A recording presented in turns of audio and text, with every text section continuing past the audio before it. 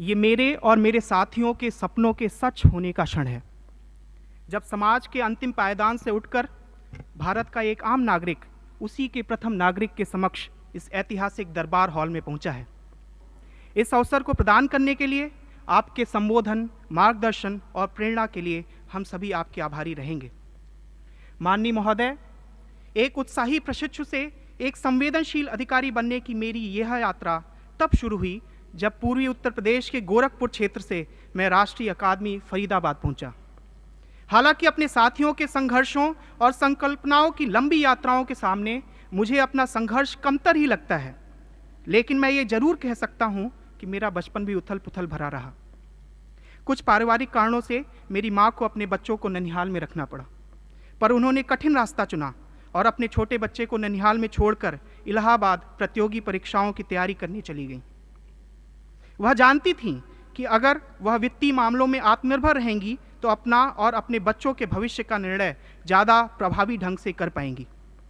महोदय, यह वह समय था जब समाज में ऐसा करना एक महिला के लिए उतना आसान नहीं था, लेकिन भारत की ज़्यादातर मातृशक्ति की तरह वह भी सफल हुई और इस बात ने मेरे भीतर जन सेवा के बीज बो दिए। यही कारण रहा कि इंजीनियरिंग की पढ़ाई के बाद मैंने 2 वर्षों तक बिहार के नक्सल प्रभावित क्षेत्रों में प्रधानमंत्री ग्रामीण विकास फेलो के रूप में भी काम किया।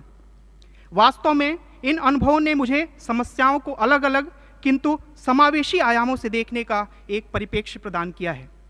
महोदय, भारतीय राजस्व सेवा का यह बैच भारत की विविधता का प्रतिनिधित्व करता है।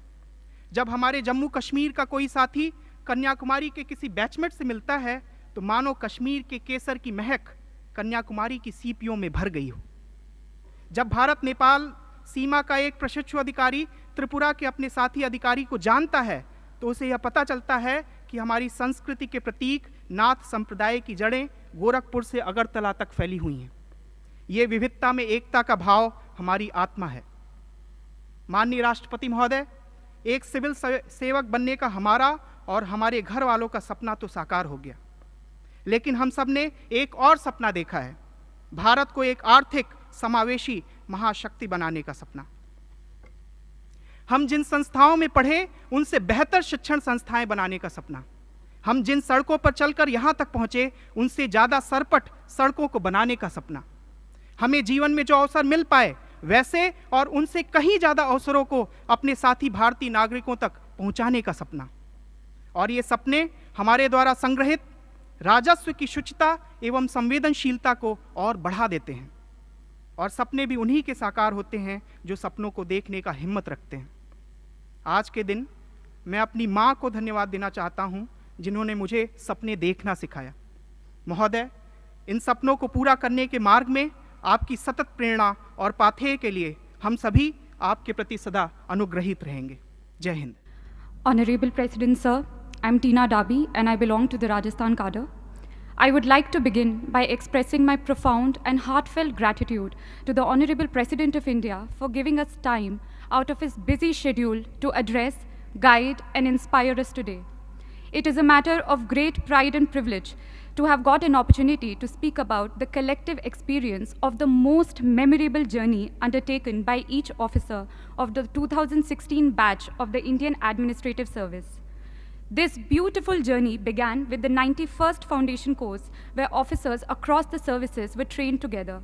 We were not only provided with all possible academic inputs and insights on public administration and good governance, but also through extracurricular activities like the Himalayan trek, village visits, we were able to forge lifelong friendships and develop esprit de corps. Foundation course was succeeded by phase 1 of the IAS professional training. We got the priceless opportunity to travel across the length and breadth of the country.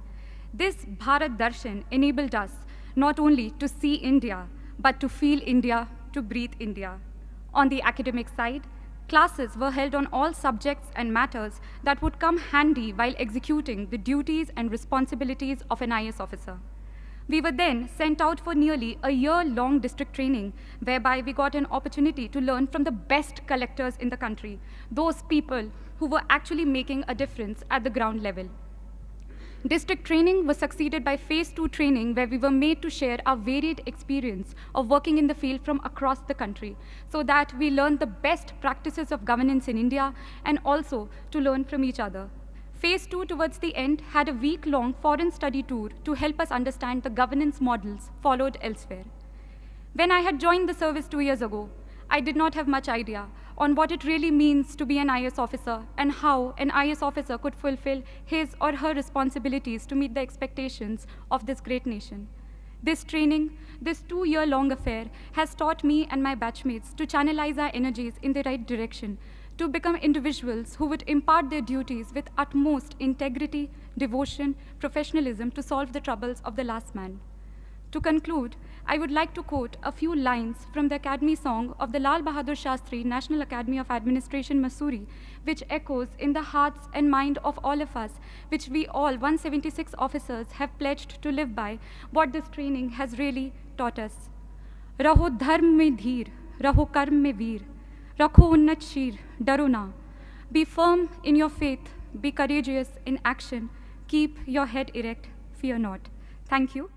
परम आदरणीय राष्ट्रपति महोदय एवं सभी उपस्थित महानुभावगण, विश्व के सबसे बड़े लोकतंत्र के प्रथम नागरिक के समक्ष और इस ऐतिहासिक दरबार हॉल में अपने अनुभवों व भावनाओं को व्यक्त करने का अवसर मिलना मेरे लिए अत्यंत ही गौरव और सम्मान का क्षण है।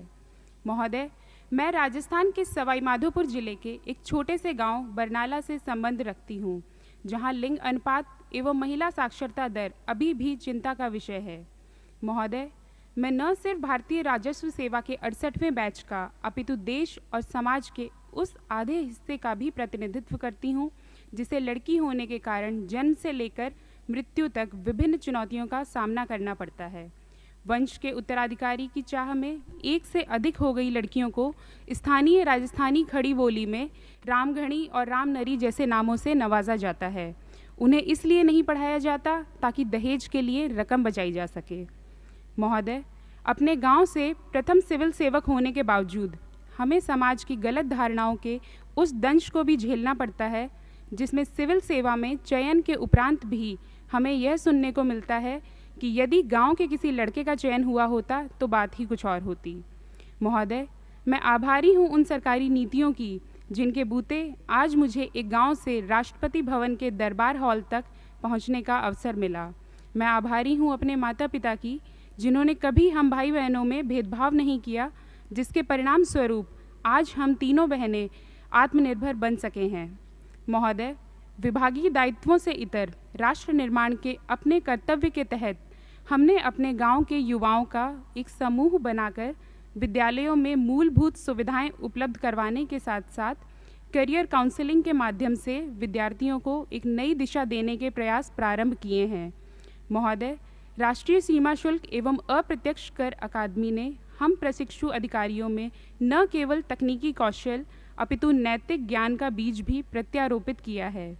अकादमी ने आर हीरोज़ जैसे कार्यक्रम के माध्यम से विभाग के सत्यनिष्ठ एवं कर्तव्यनिष्ठ अधिकारियों से हमें रूबरू कराया है, जिससे कि हमें अपने दायित्वों का निर्वहन पूर्ण सत्यनिष्ठा एवं निष्पक्षता के साथ करने की प्रेरणा मिली है। महोदय, हम आपको विश्वास दिलाते हैं कि अकादमी द्वारा दिए गए प्रशिक्षण एवं देश सेवार्थ कर संचय की शपथ का पूर्ण निष्ठा के साथ पालन करेंगे और करदाताओं के लिए सेवा प्रदाता की भूमिका निभाते हुए राष्ट्र निर्माण में तन मन से अपना योगदान देंगे। जय Hind. Honorable President of India, I am Garima Singh from the Jharkhand cadre. Today I have received a unique opportunity to present before you a synopsis of the myriad range of experiences that we learned from in our 2 years of training as IS officers. Our alma mater, Lal Bahadur Shastri National Academy of Administration, imparted me with an extensive understanding of my duties as Deputy Commissioner, conducting free and fair elections, lectures by experts on issues plaguing the nation, and other avenues such as understanding my own psychological profile, media interaction, and leadership workshops.